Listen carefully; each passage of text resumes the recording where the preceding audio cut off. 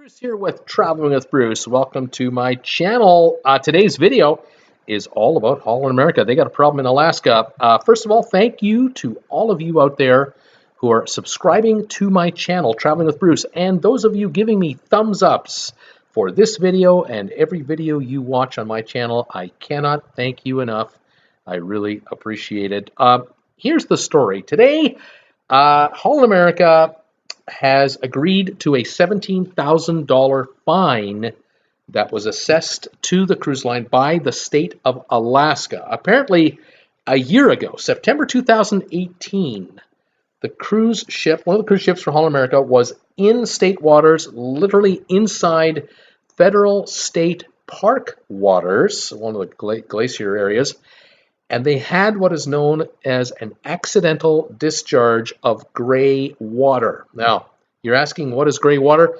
Gray water is the water when you take a shower that goes down the drain, when you wash your hands in the sink, dishwasher water from washing dishes, the laundry. That is all gray water, all right? The kind of water that goes from our toilets is called black water. Totally different system, total different plumbing system, total different treatment. Gray water, 22,500 gallons of gray water was accidentally released into the waters of the national park inside state lines. And the cruise line admitted to it. There was an error on the part of a crew member. The cruise line stepped up and said, "We apologize. We made this error." And Alaska fined the cruise line $17,000. It could have been more had the state really gone to court about it, but they didn't catch them red-handed. It was an admittance of guilt, and so the fine was a lot more reasonable. In Alaska right now, there is, for this year at least, there are what is known ocean rangers on all cruise ships monitoring this type of thing.